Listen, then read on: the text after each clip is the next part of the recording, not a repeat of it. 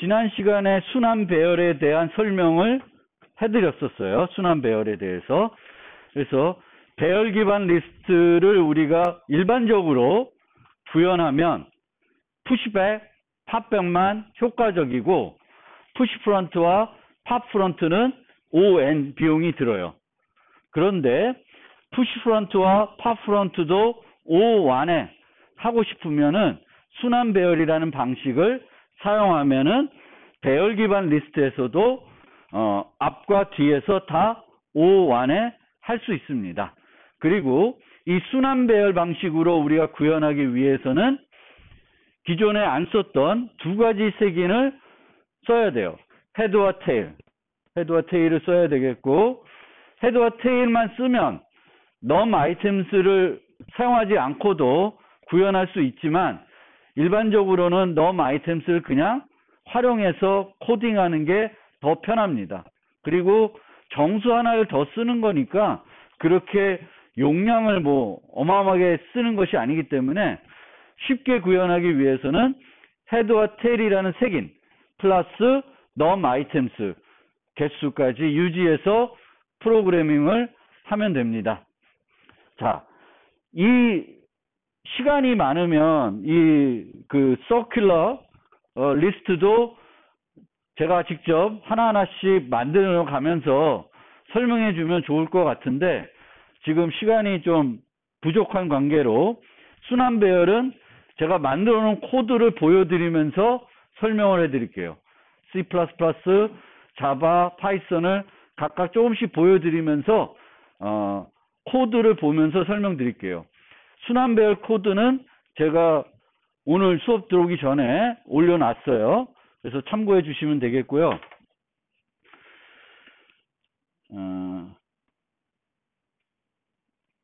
얘가 자바고 C++부터 먼저 보여드릴게요. 잠깐만.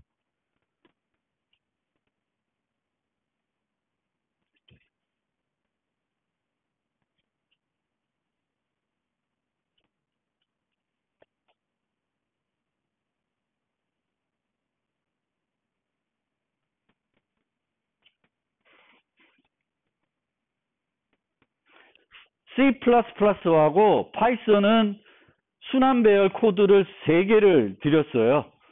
3개를 01, 02, 03 3개를 드렸는데 01은 용량이 고정된 애고요. 공간을 다 사용하는 애예요.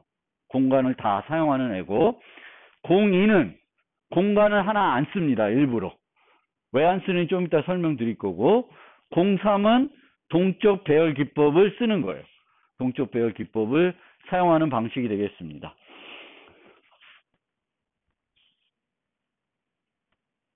그러면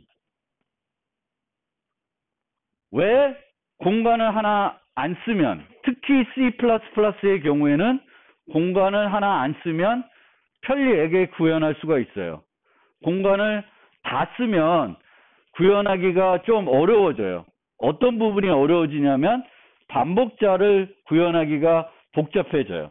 반복자를. 보통은 우리가 반복자를 C++에서는 2개를 쓰죠. 객체를. 시작, 끝. 그래서 시작이 움직여서 끝에 도달하면은 이제 반복이 다 한 거예요. 그런 방식으로 반복자를 만들게 되는데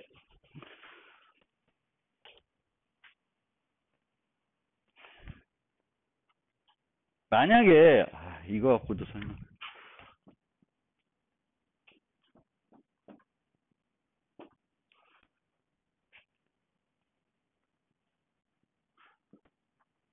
공간이 5개인데 5개를 다 쓰고 있어요. 그러면 우리가 쓰는 방식이 헤드는 제일 첫 번째 요소를 가리키고요. 테일은 이제 집어넣을 요소의 색인을 가리켜요. 근데 다 넣기 때문에 여기다 넣고 테일이 일로 옵니다. 그러니까 헤드와 테일이 같은 위치에 있어요. 공간을 다 쓰게 되면 다 있게 돼요. 근데 우리가 보통의 C++ 반복자에서는 0색인부터 시작해서 여기서 시작해서 여기까지가 데이터가 있으면 AND는 마지막 요소를 가리키는 게 아니라 그 다음을 가리켜요. 그래서 얘가 하나씩 움직여서 여기 오면은 이제 더 이상 없는 거죠. 이렇게 구현하는데 이 경우에는 어떻게 구현해야 되냐면 헤드와 테일이 같은지를 봐야 돼요. 꽉 찼는지 보려면.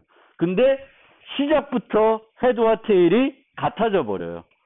그래서 이 문제를 해결하기 위해서는 여러 가지 방법을 동원해야 돼요. 그리고 그게 어려워지는 거예요. 그래서 두 가지 방법이 있는데 하나는 풀일 때 헤드와 테일을 두 번 만나게 돼요. 그래서 두 번째 헤드와 테일이 같아졌을 때 중단하게끔 만드는 방법이 있습니다.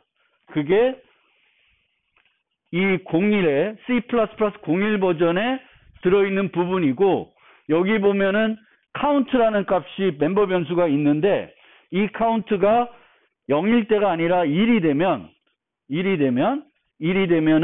이제 두 번 만난 거예요. 두 번 헤드와 테일이 같은 경우를 두 번 만난 거예요. 그러니까 얘가 처음에 헤드가 아니라 이제 커런트가 이렇게 가리켜서 움직이는데 시작부터 커런트는 뭐랑 같아? 테일하고 같겠죠? 그러면 카운트를 하나 올려요. 그 다음에 와서 다시 오면 또다시 일치됐어요. 그러니까 카운트가 2가 되는 거예요. 그럼 카운트가 2가 되면은 이제 더 이상 반복할 게 없으니까 중단을 시키는 거예요. 그래서 이런 방법으로 활용할 수 있고 아니면 이 방법을 쓰지 않고 총 방문해야 되는 개수는 num items잖아요. 그만큼 플러스를 했으면 중단하게끔 코드를 구성할 수 있습니다. 그 코드는 제가 짜지는 않았는데 어쨌든 그렇게 할 수 있어요. 그래서 이 반복자 C++에서는 순환 배열을 만들었을 때 반복자를 구현하기가 어렵다. 그리고 여기 보는 것처럼 보통은 그냥 플러스를 하면 되는데 플러스만 해야 되는 게 아니라 헤드가 여기 있으면 이렇게 와서 돌아가야 되겠죠. 그래서 그 돌아가는 것도 해줘야 돼요. 그래서 코드가 기존에 우리가 그냥 일반 배열 기반 리스트를 만들었을 때 비해서 복잡해집니다. 그래서 공간을 하나 안 쓰게 되면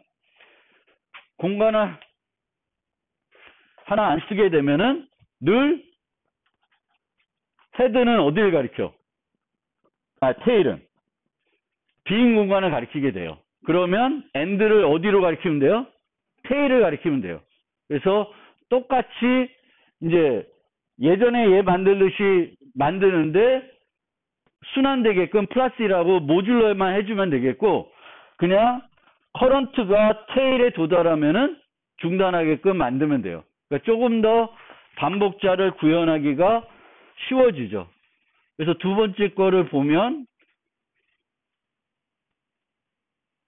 얘는 그 카운트 같은 게 없고 필요 없는 거고 카운트는 괜히 필요 없고 그냥 플러스만 되고 헤드와 그 커런트가 테일을 만나면은 중단하게끔 코드를 구성하면 돼요. 그래서 이 순환 배열에서 C++ 같은 경우에는 공간을 하나 안 쓰게끔 코드를 구성하는 게 반복자 구현 측면에서 효과적이다. 이렇게 좀 이해해 주시고 그러면 코드를 좀 넣어보면 위에서부터 잠깐 보면은 우리가 중간에 삭제를 하면 remove 같은 경우에 중간에 삭제하면은 배열 기반 리스트에서는 어떻게 했어야 돼요? 다 땡겨와야 되죠? 이 땡겨와야 되는데 지금은 순환인 배열이기 때문에 다 뒤에 있는 게 아니에요. 돌아가죠. 돌아가서 땡겨와야 되기 때문에 이 shift left나 search 같은 게 복잡해요. 약간 플러스를 할 때 그 capacity로 모듈러를 해줘야 되겠고 이게 옮겨가면서 순환이 돼야 되는 거죠. 그래서 보통은 기본적으로 우리가 일반 배열 리스트를 만들 때는 그냥 폼은 해가지고 여기부터 여기까지 해가지고 구현하면 되는데, 얘는 이렇게 돌아가야 되니까 이 돌아가는 걸 구현할 때는 폼문보다는 그냥 화일문을 쓰는 게 더 편리합니다. 그래서 보통 이렇게 화일문을 써서 구현을 한다라는 거예요. 무슨 말인지 알겠죠? 그러니까 일반 우리가 만들었던 배열 기반 리스트는 그냥 요 부분을 삭제하면 이렇게 그냥 옮겨오면 되는데, 만약에 이렇게 순환이 되어 있으면 얘를 옮기고 여기는 애를 또 일로 옮기고 요거를 이렇게 옮기고 막 이런 어떤 과정이 반복이 돼야 되기 때문에 상당히 또 그 부분에 대해서 신경을 써야 돼요. 그래서 그런 부분이 조금 번거롭고,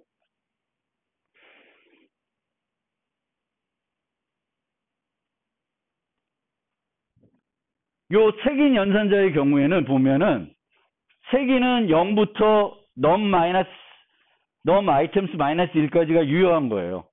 근데 그 일반 배열 리스트에서는 그 색인 위치에 있는 거를 주면 돼.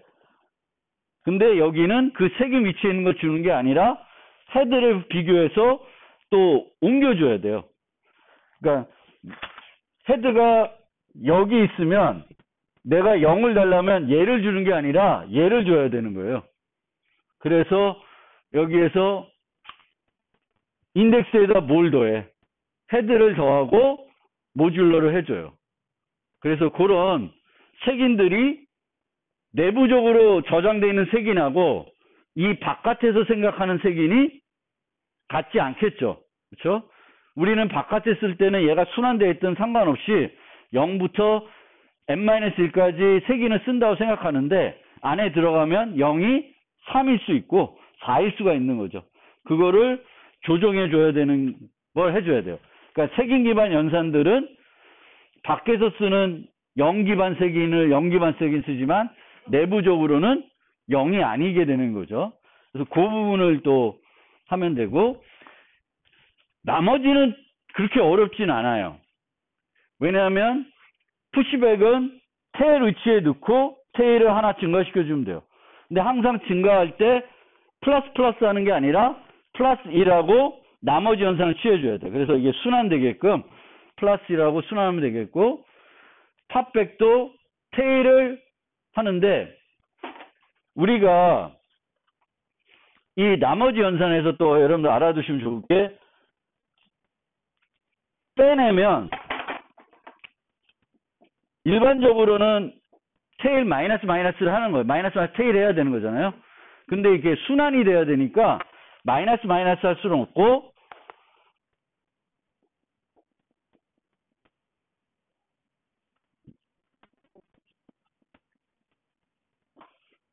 이런 식으로 계산하게 돼요. 맥스 마이너스 1을 더하는 것과 마이너스 1을 하는 건 이 법에서는 똑같아요. 그러니까 법이 7이면 0에서 6까지의 수만 존재를 하는 거거든요. 그러니까 우리는 넘어가도 다 1로 돌아와야 돼요. 근데 여기서 빼는 거는 6을 더하는 거와 똑같아요. 6을 더하는 거와 똑같으니까 우리가 이렇게 맥스 마이너스 1을 하는 건 마이너스 1을 해주는 거예요. 그러니까 그 순환된 그 공간에서 마이너스 1을 해주는 그런 효과가 있습니다. 그래서 그거를 보셔야 되겠고, 푸시 프론트는 테일은 테일 위치에다 넣고 테일을 증가시켜주면 되는데, 헤드는 맨 앞에 걸 가리키니까 헤드를 마이너스 1 해가지고 헤드 위치에 넣어주시면 돼요. 푸시 프론트는.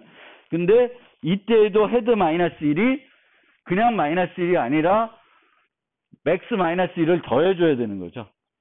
헤드. 그러니까 그것만 주의하면은, 일반 배열을 만들 때하고 순환 배열을 만들 때하고 이 푸시 프론트, 팝 프론트, 푸시백, 팝백 이 이렇게 복잡하진 않아요. 구현 자체가. 그리고 요 팝 프론트를 구현할 때는 여기 주석된 게 있죠. 요 주석된 거를 포함할 수도 있고 포함하지 않을 수도 있어요. 얘를 포함하게 되면 효과가 뭐예요? 넘 아이템 탑프런트를 했는데 마이너스 했는데 넘 아이템수가 0이 됐어. 그럼 무슨 얘기예요? 배열에 있는 요소들이 없는 거죠. 그러면 헤드와 테일 정보를 맨 앞으로 옮겨 놓을 수도 있습니다. 옮겨 놓지 않고 그 위치에 그냥 동작은 해요. 그렇지만 지워졌을 때 헤드 위치가 여기 있을 수 있죠. 그렇죠? 그래서 그거를 원하면 갖다 놔도 되는데 안 갖다 놔도 동작은 해요. 다 동작되게 돼 있어요. 그래서 그게 더 유리할 것 같으면 이렇게 요거를 하나 더 넣어주셔야 돼요. 맨 remove 하거나 뭘 할 때 비어지면은 헤드와 테일을 초기 값으로 옮겨주는 그 과정이 넣어줄 수 있고 안 넣어줄 수도 있다.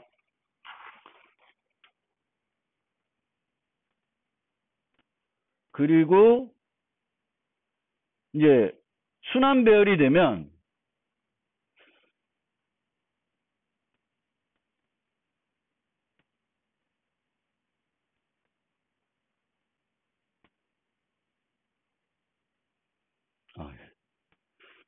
순환 배열이 되면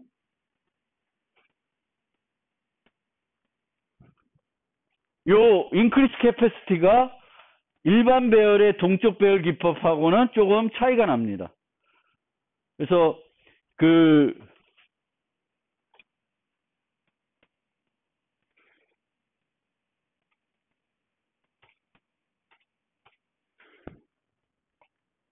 이런 순환되어 있는 상태에서 우리가 동적 배열 기법의 경우에는 일반 배열에서는 그냥 얘를 2배 공간 확보한 다음에 메모리를 이렇게 카피했어요. 그게 속도가 더 빠르니까. 근데 메모리를 카피하면은 안 맞죠. 여 다음은 여기인데 일로 가 있는 거잖아요. 그래서 그걸 맞춰주기 위해서 동적 배열로 두 공간을 확보했을 때 맨 앞으로 이동시키는 방법이 있고 그냥 복사를 한 다음에 이쪽 앞에 이렇게 돌아간 부분을 이 뒤에다 붙여주는 방법이 있습니다. 그래서 두 가지 방법이 있는데 지금 이 C++는 두 배 공간을 확보한 다음에 맨 앞에부터 하나씩 저장을 했죠. 반복문을 이용해서 하나씩 저장하고 있습니다. 기존 배열의 헤드부터 쭉 돌아가면서 나온 아이템 수만큼 반복을 해가지고 옮겨오고 있어요. 그러면 아까 그림에서는 요 모습이 되는 거죠. 요 모습. 그래서 이런 모습으로 우리가 처리할 수 있고 아니면 이렇게 구현을 할 수도 있습니다. 그거는 뭐 어느 게 더 편한지 또 언어에 따라서 다를 수 있으니까 여러분들이 생각해서 구현하면 돼요. 그러니까 동적 배열에서도 약간 그 기존 배열하고는 다른 형태로 동작을 합니다.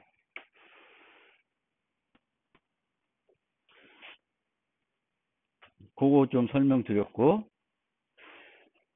자바는 제가 동적 배열만 만들어서 지금 올려드렸는데 얘는 C++와 달리 자바는 하나의 그 객체만 만들어서 반복자를 하죠. 그래서 모든 공간을 쓰는 버전인데 여기서는 이 커런트의 위치를 가지고 반복을 중단하는 것이 아니라 뭘 이용해서 중단하면은 visited라는 카운터를 이용해서 중단해요. 그래서 얘가 하나씩 넥스트 할 때마다 visit가 증가하게 되겠고 저게 num items가 되면은 다 방문한 거죠.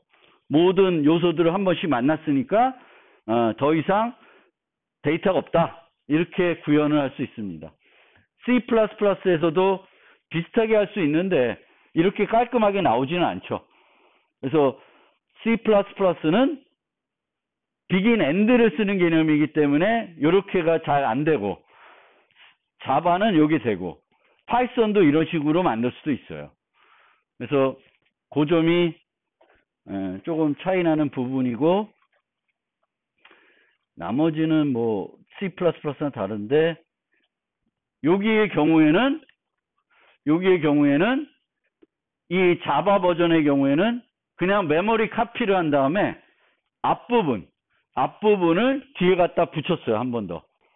그러면 아까처럼 구현하게 되면은 여기에도 그냥 2가 있기는 있죠.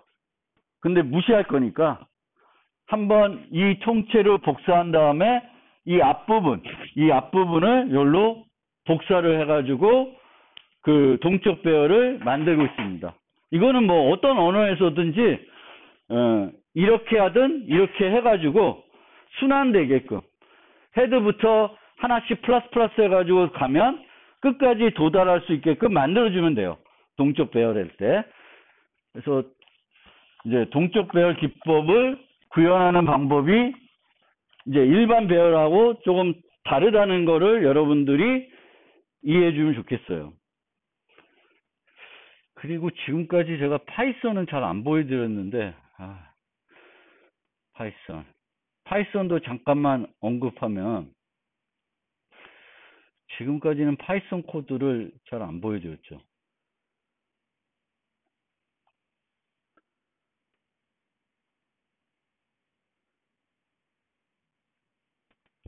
파이썬 코드 보면 리스트 쪽에 보면은 되게 복잡한 부분이 있어요. 보셨는지 모르겠는데 파이썬 뭐 복잡한 부분이 있는데 원래는 우리가 getset만 만들면 되죠. 그 getset은 특정 색인이 있는 걸 달라는 거고 set은 특정 색인이 있는 걸 바꾸는 거예요. 바꾸는 건데 보통 그 파이썬의 리스트를 보면은 이런 단순한 애들 말고도 뭐 이런 애도 있고 뭐 이런 애도 있고 뭐 이렇게는 안 하겠네. 뭐 이런 애도 있고 여러 가지 애들이 있겠죠.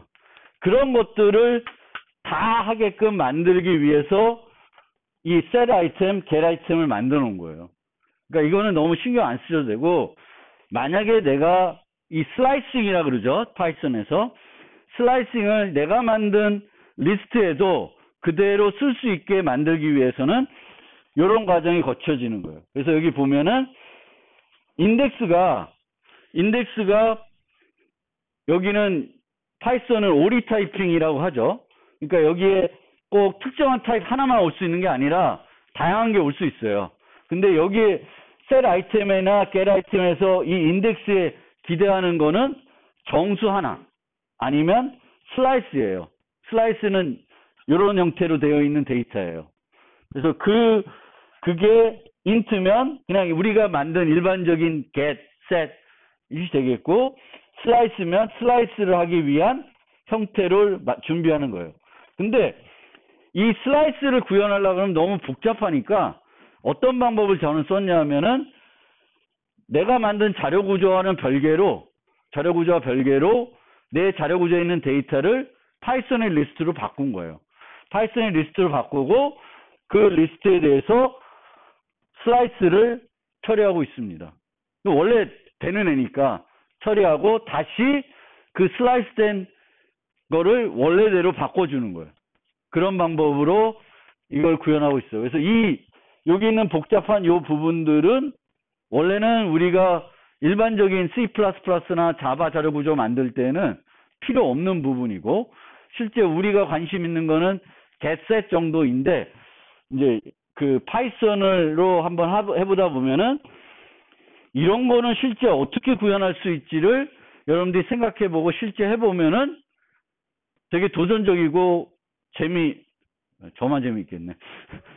그런 거예요. 그래서 이런 것들도 한번 해보려고 싶으면은 이런 식으로 할 수 있다라는 거를 보여드린 거니까 파이썬에 관심 많으신 분들은 이쪽 set 아이템이나 get 아이템을 좀 살펴보시면 돼요. 얘는 요 색인 연산자를 대신해 주는 건데 get 아이템 하면은 이제 이쪽에 있을 때 되는 거고 set 아이템은 이렇게 있을 때 이제 쓰는 거니까 요것들을 이제 활용하는 코드를 어떻게 만들 수 있는지를 한번 보시면 되겠고 나머지는 실제 코드가 뭐 파이썬다운 코드는 아니고 그냥 기계적으로 자바나 C++에 있는 그 코드를 파이썬으로 저는 기계적으로 바꾼 것뿐이 없어요. 그래서 이쪽 코드들이 뭐 파이썬에 좀 더 효과적으로 할 수 있는 것도 있지만 이제 그냥 두고 있는 거죠. 뭐 모르겠으니까. 저도 파이썬을 아주 잘하는 건 아니니까. 그래서 파이썬 코드는 이제 그렇게 됩니다. 그래서 순환 배열을 만들 때 이제 그 여러분들이 생각해 주셔야 되는 게 이제 어떤 언어를 써서 만들 건지에 따라서 C++는 공간 하나 안 쓰는 게 반복자 구현할 때 좀 더 편하게 구현할 수 있는 방법이 되는 거고요. 우리가 항상 이 순환 배열에서는 플러스 마이너스 할 때 그냥 플러스 하고 마이너스 하면 안 되고 플러스 1 한 다음에 모듈러 그 크기로 캐퍼시티로 나머지 연산을 취해줘야 되겠고 뺄 때는 그냥 마이너스 2라는 게 아니라 캐퍼시티 마이너스 2를 더해주면 돼요. 마이너스 3 하고 싶으면 캐퍼시티 마이너스 3을 더해주는 형태로 해서 그 순환되었을 때의 색인 위치를 구해주시면 됩니다. 그래서 순환 배열은 이 정도로 설명드리고 요 뒷부분을 설명드리고 쉬었다가 연결 구조로 넘어가겠습니다. 자, 배열 기반 리스트를 다 설명드렸어요. 배열 기반 리스트를 한번 자바, 파이썬, 뭐 C++로 어떻게 구현할 수 있는지 이제 내부적으로 이런 리스트를 배열 기반 리스트를 어떻게 만들 수 있는지를 살펴봤고 정렬 리스트와 비정렬 리스트도 이렇게 나름대로 살펴봤습니다. 그러면 실제 우리가 자료 구조를 직접 여러분들이 만들 리는 없어요. 응용을 개발할 때 뭔가 회사가든 뭐 졸작을 하든 자료 구조를 직접적으로 여러분들이 만들 리는 많지 않고 대부분은 여러분이 사용하는 언어에서 제공하는 라이브러리에 있는 해당 자료 구조를 가져다가 쓸 거예요. 그러면 C++의 경우에는 배열 기반 리스트가 필요하면 뭘 쓰면 되냐? std 벡터를 쓰면 되겠고 자바는 어레이 리스트나 벡터라는 게 있어요. 두 가지가 있고 파이썬은 리스트 자체가 그 리스트 자료 구조라고 생각하시면 돼요. 그래서 이런 것들은 내부적으로 지금 3장에 설명된 배열 기반 리스트의 특성을 갖고 있다라는 거고요. 배열 기반 리스트의 특성을 갖고 있을 때 우리가 알아둬야 되는 게 자료 구조는 동적 자료 구조이기 때문에 어떻게 돼요? 우리가 계속 데이터를 넣다 보면은 공간이 부족해질 수 있어요. 공간이 부족해지면은 동적 배열 기법을 써서 공간을 늘리고 데이터를 복사해 가지고 처리해 줍니다. 그런데 이 비용이 비쌀 수 있어요. 그렇기 때문에 우리가 어떤 자료 구조를 쓰는데 배열 기반 리스트뿐만 아니라 내부적으로 배열을 사용하는 자료 구조를 쓸 때에는 뭐가 제일 중요하다? 초기 용량을 잘 지정해 주는 게 중요한 거예요. 성능을 업그레이드 하는데 가장 핵심적인 요소예요. 물론 내가 얼마나 많은 데이터를 저장할지 모호할 수 있고 잘 모를 수도 있어요. 그럴 때는 벡터를 쓰지 말고 다음에 배우는 연결 구조를 쓰는 게 더 효과적일 수도 있어요. 근데 어쨌든 배열 기반 리스트를 쓰면은 초기 용량을 잘 확보해 주면 좋습니다. 그래서 벡터 쓰는 법을 조금만 소개를 하면 이렇게 만들면 얘는 용량이 0, 크기도 0이 돼요. 그러니까 이거는 내부적으로 늘릴 때 아주 작은 데이터 늘릴 때는 많이 2배가 1, 2, 4, 8, 16 이렇게 조금 단위로 많이 늘어나는 거죠. 그래서 그게 효과적인 건 아니고 여기서 리스트 2에 5라고 쓰면은 이거는 용량이 5인 그 벡터를 만들어 주는 거예요. 크기도 용량도 5, 크기도 5가 돼요. 5,1을 쓰면 가로 열고 콤마 쓰면은 이거는 용량이 5고 모든 애들을 1로 초기화 줍니다. 벡터는 1로 초기화 줘요. 근데 여기서 주의할 건 만약에 105,1을 했다. 그러면 얘는 용량이 5, 초기값이 1로 인식 안 하고 이건 뭘로 인식해? 초기값 목록으로 인식해요. 그럼 얘는 어떻게 돼? 용량이 2가 되겠고 첫 번째 요소는 5, 두 번째 요소는 1이 돼요. 그래서 벡터를 쓸 때 중괄호로 쓰는 거하고 괄호로 쓰는 거는 주의해야 돼요. 특히 언제 주의해야 되냐면 인트 벡터를 쓸 때 주의하시면 돼요. 다른 것들은 그렇게 되지 않겠죠. 뭐 보통 이렇게 뭐 다른 거를 쓸 테니까 그거를 헷갈리지 않을 거예요. 초기값 목록하고. 근데 정수를 쓰게 되면은 초기값 목록하고 그 용량과 초기값을 준 그 생성자가 혼란스럽고요. 중괄호를 쓰면은 무조건 초기값 목록을 더 우선하게 됩니다. 마찬가지로 5 이렇게 생성하면은 얘는 용량이 얼마겠어요? 1이에요. 그리고 그 값이 5가 되는 거예요. 그래서 요거 주의하실 필요가 있고요. 이렇게 리스트를 빵개로 잡은 다음에 그 다음에 릴러브에서 100이라고 지정해 줄 수 있어요. 그렇게 되면은 크기는 0인데 용량은 100이 돼요. 왜 이런 식으로 하냐? 사용법을 보면 두 가지 사용법이 있어요. 얘는 이렇게 하게 되면은 얘는 요 순간에 크기는 얼마야? 여기 리스트 리저브 n 하면 크기가 얼마예요? 크기는 0이에요. 크기는 0인데 용량이 5예요. 5. 그러면 여기에 데이터를 넣을 때 푸시백 하면은 0번째 색임부터 넣어주는 거예요. 근데 이렇게 하게 되면은 용량도 n, 크기도 n이에요. 그럼 이렇게 해가지고 푸시백 하면은 몇 번째 들어가? n 플러스 1번째에 들어가는 거예요. 그때는 그렇게 쓰는 게 아니라 색인을 위치를 가서 거기다가 저장하는 거예요. 그래서 내가 데이터를 넣을 때 색인을 이용해서 넣을 건지 푸시백을 할 건지에 따라서 초기화하는 방법이 달라져야 되는 거죠. 그래서 벡터를 쓸 때 요거 잘 알아두시고 앞에 넣는 것도 있겠지만 벡터는 주로 뭘 써야 돼? 푸시백, 팝백, 인플레이스백 위주로 프로그램을 해야 되는 거예요. 왜? 얘만 효과적인 거고 중간에서 삭제하는 거, 앞에서 추가하는 거, 앞에 삭제하는 거 벡터는 꽝이야. 별로 안 좋아.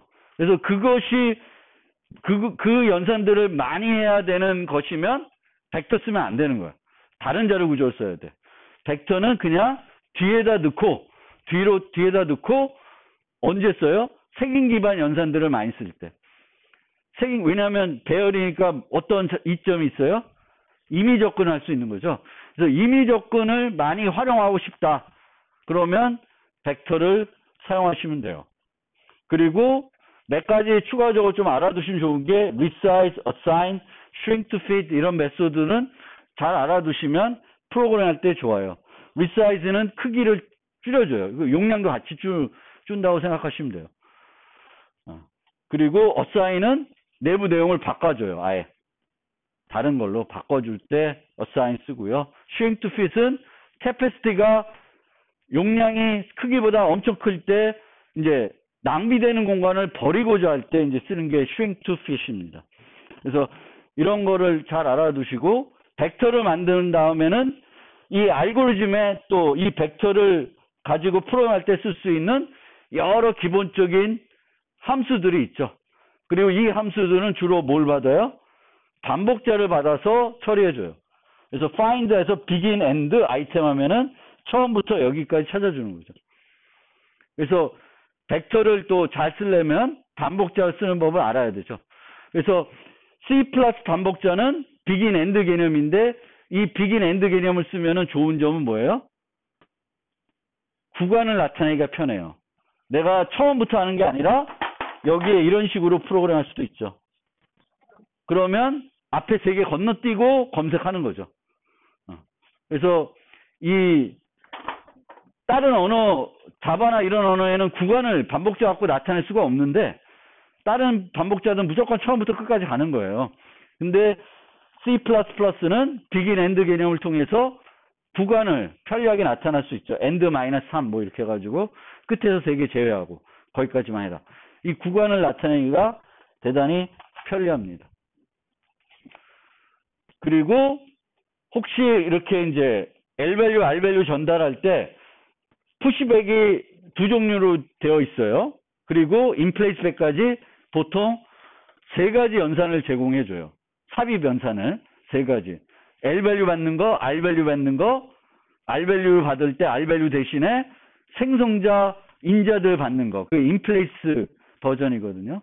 그런데 R-value를 전달할 때 이렇게 전달하는 것보다 이렇게 전달하는 게 아주 조금 더 효과적입니다. 그러니까 내가 이렇게 푸시백 할 바에는 인플레이스백을 쓰는 게 좀 더 효과적이에요. 그리고 이런 애들 쓸 때에는 저 리저브를 이용해서 공간을 확보해 놓은 다음에 하는 게 낫지, 공간을 확보 안 하게 되면은 내가 이거 할 때 어느 순간 2배로 뭐 1.5배로 늘어날 수 있으니까 거기서 또 비용이 소요돼요. 그래서 그 공간을 미리 확보해 놓고 리저브 해 놓고 푸시백 하는 게 효과적으로 프로그래밍 하는 방법이 되겠습니다. 어레이 리스트는 뭐 자바는데 여기에 10이 썼는데 요 10 쓰는 건 의미가 없어요. 왜냐하면 자바는 이게 없으면 기본적으로 빵으로 시작하는 게 아니라 용량을 항상 10으로 시작해요. 우리가 기본 생성자를 호출하면은 자바에서는 용량이 10이에요. 그래서 뭐 10보다 큰 거를 우리가 할 때는 용량을 지정해 주는 게 좋지만 10 이하면은 굳이 용량을 내가 따로 지정해 줄 필요는 없어요. 그리고 자바는 이제 이렇게 쓸 때 보면은 get set 써야 되잖아. 불편해. 실제 불편해요. get set 쓰다 보니까. 벡터는 get set 쓰는 게 아니라 뭘 써? 색인 연산자를 쓰죠. 그럼 코딩하기가 간결해지고 좋아요. 그래서 자바는 어레이 리스트 필요할 때 어레이 리스트를 거의 안 써. 대신 뭘 써? 그냥 배열 써요. 자바는. 배열을 써야 색인 연산자를 쓸 수 있으니까 리스트 대신에 자바에서는 오히려 배열로도 충분히 가능하면 배열을 많이 써요. C++는 배열로 가능해도 벡터를 무조건 써요. 배열을 아예 안 써요. 고급 프로그래머들은 일반 배열을 쓰는 경우가 거의 없고 일반 배열 필요할 때 벡터 쓰고 2차원 배열 필요할 때도 배열 쓰는 게 아니라 벡터에 벡터를 써서 다 처리해요. 왜냐면 만들 때만 벡터를 만들고 쓸 때는 그냥 색인 연산자 쓰니까 배열을 쓰는 거랑 코딩의 차이가 없어요. 그래서 C++하고 자바는 조금 반대돼요. 자바에서 프로그램할 때는 가급적이면 배열 쓰려고 노력하고 정확 뭔가 문제 있을 때는 이제 리스트를 쓰게 됩니다.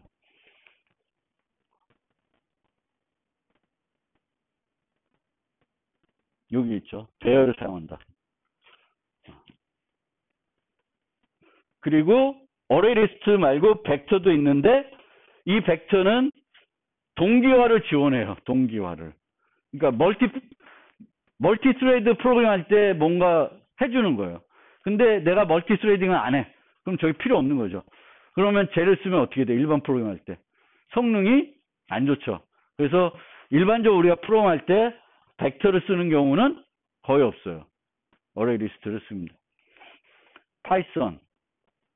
파이썬은 이제 뭐 보시면 되는데 이 파이썬에서도 뭔가 리스트 관련된 처리할 때 반복문을 써서 이렇게 처리하는 경우가 있는데 이게 별로 안 좋대요. 성능에. 오히려 리스트 컴프레션 이런 거를 쓰는 게 훨씬 효과적입니다. 얘와 얘는 똑같은 일을 해줘요. 결국은 이 리스트에 이 첫 번째, 두 번째를 묶어가지고 좌표 정보로 만들어버리는 건데 이렇게 하는 것보다는 이렇게 하는 게 훨씬 효과적입니다. 이걸 리스트 컴프레션이라고 그러고 리스트만 컴프레션 할 수 있는 게 아니라 tuple, 뭐 set, 딕셔너리 컴프레션 그리고 뭐 tuple 컴프레션 뭐 이런 것들이 있어요. 그래서 파이썬에서 프로그래밍을 잘하려면 반복문이 필요할 때 반복문을 쓰지 않고 뭔가 컴프레션 해가지고 만들 수 없는가, 그거를 또 잘 해야 깔끔하게 되고 간결하게 되고 성능도 좋아지고 그렇습니다. 그래서 파이썬은 요 리스트 컴프레션을 잘 보여주면 좋겠습니다. 그리고 이제 이게 슬라이싱이죠. 슬라이싱 하는 건데, 이제 뭐 리스트에 있는 일부분을 잘라내는 거예요. 잘라내는 건데, 이 잘라내면은 기존에를 이렇게 가리키는 게 아니라 늘 슬라이싱은 뭐가 만들어져? 새로운 리스트가 만들어져요. 그러니까 공간은 계속 잡아먹는 거야. 그래서 무분별한 슬라이싱을 많이 하면 워낙 편하니까 많이 하게 돼요. 근데 무분별하게 슬라이싱을 많이 하게 되면은 공간 낭비가 많아질 수 있어요.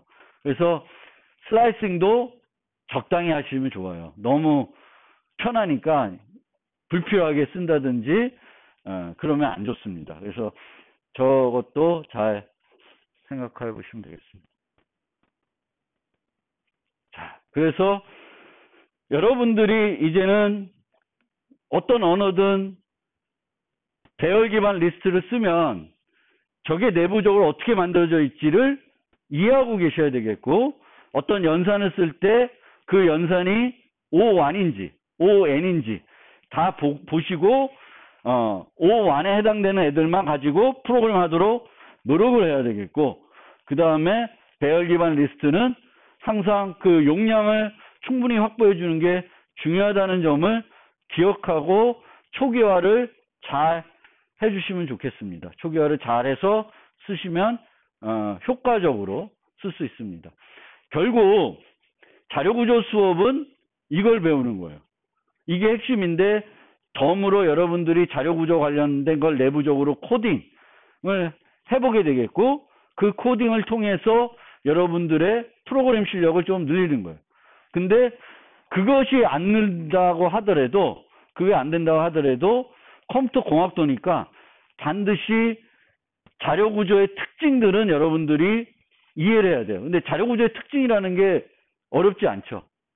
리스트라는 특징은 어렵지 않은 거예요. 그러니까 그거는 내가 벡터를 구현할지 몰라도 벡터가 어떻게 구현됐는지를 이해하고 효과적으로 사용할 수 있어야 돼.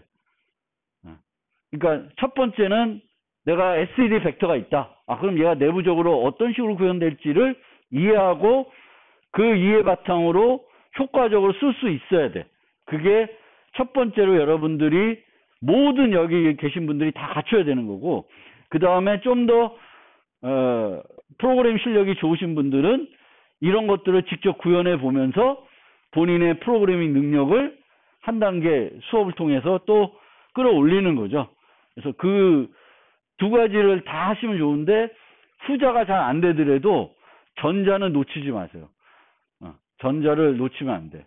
그래서 앞으로 배우는 자료구조의 기본적인 특징과 그런 것들은 잘 알고, 앞으로 그런 자료구조를 내가 언제 써야 되는 거고, 쓸 때 뭘 주의해야 되겠고, 뭘 해야 되는지를 잘 이해하고 프로그래밍을 할 수 있으면 됩니다. 그게 자료구조의 핵심입니다.